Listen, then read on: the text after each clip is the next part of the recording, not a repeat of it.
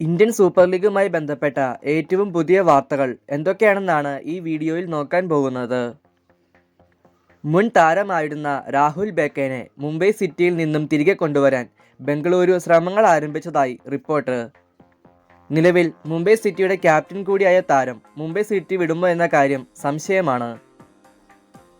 അടുത്ത summer transfer വിൻഡോയിൽ ഹോർമി പം, വിദ്യാസാഗർ, ബ്രൈസ് മിറാൻഡ എന്നീ താരങ്ങളെ വിറ്റൊഴിവാക്കാൻ ബ്ലാസ്റ്റേഴ്സ് ശ്രമിക്കുന്നുവെന്ന് റിപ്പോർട്ട്.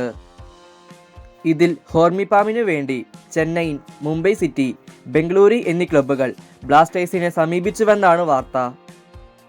താരത്തിന് ക്ലബ്ബിൽ ഇനിയും കോൺട്രാക്റ്റ് ഉള്ളതിനാൽ നല്ല കാശ് മുടക്കി മാത്രമേ മറ്റ് ക്ലബ്ബുകൾക്ക് താരത്തെ സൈൻ ചെയ്യാൻ പറ്റുകയുള്ളൂ. എന്നാൽ താരത്തിന് മോഹൻ ബഗാനിലേക്ക് പോകാൻ തീരെ താല്പര്യമില്ല. അടുത്തിടെ പുറത്തു വന്ന ഏറ്റവും വലിയ റൂമർ ആയിരുന്നു സ്പാനിഷ് താരമായ അൽവാരോ വാസ്കസ് ഇന്ത്യയിലേക്ക് മടങ്ങി വരുന്നു എന്ന വാർത്ത. എന്നാൽ ഈ ട്രാൻസ്ഫർ നടക്കാനുള്ള സാധ്യത കുറവാണെന്ന് പറയാം.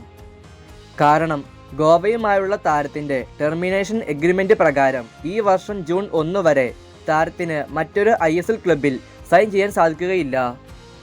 അഥവാ സൈൻ ചെയ്യണമെങ്കിൽ ആ ക്ലബ്ബ് ഗോവയ്ക്ക് ഒരു വലിയ തുക കോമ്പൻസേഷനായി നൽകേണ്ടി വരും. പരിക്കേറ്റ് പുറത്തായ അഡ്രിയാൻ ലൂണയുടെ പകരക്കാരൻ തീർച്ചയായും ഒരു സ്ട്രൈക്കർ ആയിരിക്കില്ല എന്ന് ഉറപ്പായി.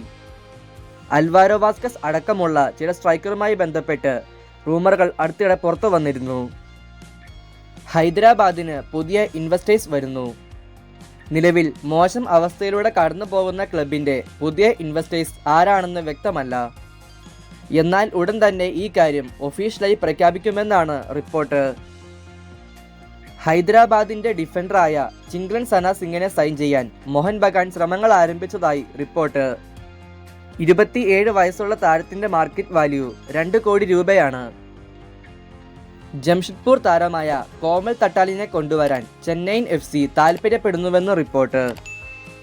ഈ ട്രാൻസ്ഫറിന് വേണ്ടിയുള്ള ചർച്ചകൾ ചെന്നൈയിൻ ആരംഭിച്ചുവെന്നാണ് സൂചന.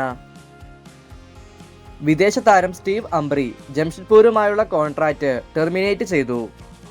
മാത്രമല്ല മറ്റൊരു വിദേശ താരമായ അലൻ സ്റ്റയാനോവിച്ചും ജംഷഡ്പൂർ വിടാൻ താൽപ്പര്യപ്പെടുന്നുവെന്നാണ് റിപ്പോർട്ട്.